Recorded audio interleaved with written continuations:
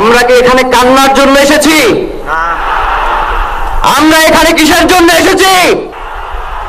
আমার ভাইয়ের রক্তের বদলা নেওয়ার জন্য আজকে আমরা এই জানাজায় দাঁড়িয়েছি।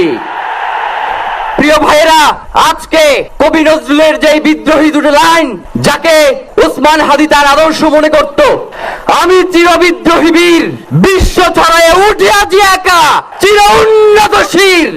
প্রিয় ভাইয়েরা, আপনারা জানেন শরীফ ওসমান হাদিকে এক সপ্তাহ 168 ঘন্টা আগে গুলি করা হয়েছে। এখন পর্যন্ত কি তার খুনিকে গ্রেফতার করা হয়েছে? সরকারের পক্ষ থেকে এখন পর্যন্ত কি খুনিকে গ্রেফতারের ব্যাপারে আপনাদেরকে আশ্বস্ত করা হয়েছে? তারা কি এখন পর্যন্ত আমাদেরকে জানিয়েছে যে খুনি কোন জায়গায় রয়েছে? আমরা স্পষ্ট মনে করছি যে এখানে খুনি একজন নয়, এখানে পুরো একটা খুনি চক্র কাজ করেছে।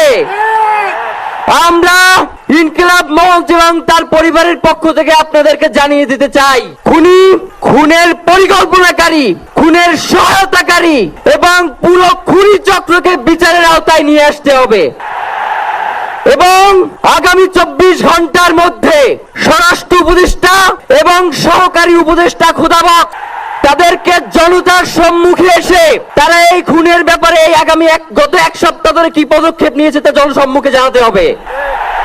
যদি তারা জানাতে না পারে তাহলে তাদেরকে পদত্যাগের জন্য প্রস্তুত থাকতে হবে।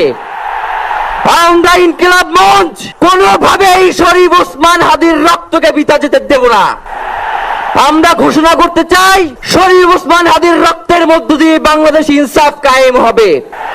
আপনাদেরকে তিনি বারংবার বলেছেন, বাংলাদেশের স্বাধীনতা, সার্বভৌমত্ব রক্ষা এবং ইনসাফের লড়াইয়ের জন্য আমাদেরকে যদি জীবন দিয়ে দিতে হয় আমরা জীবন দিয়ে দেব, তবু ইনসাফের লড়াই ছাড়বো না। সুতরাং প্রিয় বন্ধুগণ, আমাদেরকে ইনসাফের লড়াই লড়তেই হবে। আপনারা রাজি আছেন কিনা?